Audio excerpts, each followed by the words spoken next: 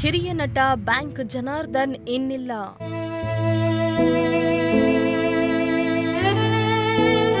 ಬೆಂಗಳೂರಿನ ಖಾಸಗಿ ಆಸ್ಪತ್ರೆಯಲ್ಲಿ ನಿಧನ.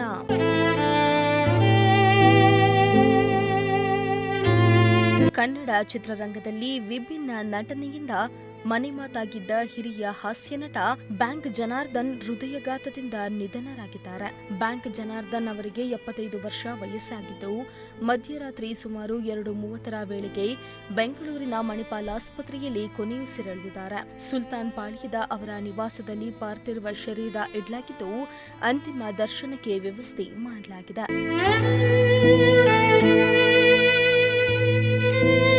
ಇನ್ನು ಬ್ಯಾಂಕ್ ಜನಾರ್ದನ್ ಅವರು ಸಿನಿಮಾ ರಂಗದಲ್ಲಿ 80-90ರ ದಶಕದ ಬಹು ಬೇಡಿಕೆ ಹಾಸ್ಯ ನಟರಾಗಿದ್ರು. ಕನ್ನಡ ಸಿನಿಮಾ ರಂಗದಲ್ಲಿ ತನ್ನದೇ ಛಾಪು ಮೂಡಿಸಿದ್ರು. ಬರೋಬ್ಬರಿ 500ಕ್ಕೂ ಹೆಚ್ಚು ಕನ್ನಡ ಚಿತ್ರಗಳಲ್ಲಿ ಅಭಿನಯಿಸಿದ್ದಾರೆ. ಕಾಶಿನಾಥ್ ಅವರು ಅಜಗಜಾಂತರ ಸಿನಿಮಾಗೆ ಬ್ಯಾಂಕ್ ಜನಾರ್ದನ್ ಅವರಿಗೆ ಆಫರ್ ಕೊಟ್ರು. ಅಲ್ಲಿಂದ ಅವರ ವೃತ್ತಿ ಜೀವನ ಬದಲಾಗಿ ಹೋಯಿತು. ಇನ್ನು ಹೆಸರೇ ಸೂಚಿಸುವ ಹಾಗೆ ಇವರು ವಿಜಯ ಬ್ಯಾಂಕ್ನಲ್ಲಿ ಕೆಲಸ ಮಾಡ್ತಾ ಇದ್ದ ಕಾರಣಕ್ಕೆ ಇವರನ್ನ ಬ್ಯಾಂಕ್ ಜನಾರ್ದನ್ ಅಂತ ಕರೀತಾರೆ. ಚಿತ್ರರಂಗದಲ್ಲಿ ಬೇಡಿಕೆಯ ಕಲಾವಿದರಾಗಿದ್ದ ಬ್ಯಾಂಕ್ ಜನಾರ್ದನ್ ಕಲೆ ಮೇಲಿನ ಆಸಕ್ತಿಯಿಂದ ಆರಂಭದಲ್ಲಿ ನಾಟಕಗಳಲ್ಲಿ ತೊಡಗಿಸಿಕೊಂಡು ನಂತರ ಚಿತ್ರರಂಗಕ್ಕೆ ಪಾದಾರ್ಪಣೆ ಮಾಡಿದ್ರು.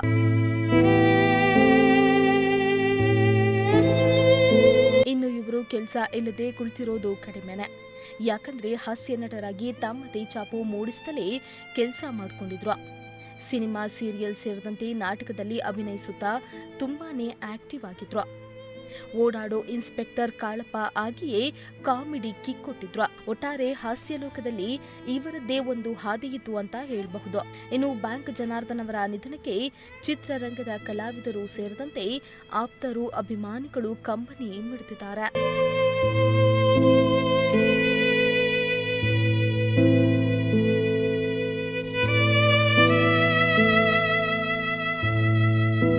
Sushmita, news desk, Prajashakti TV.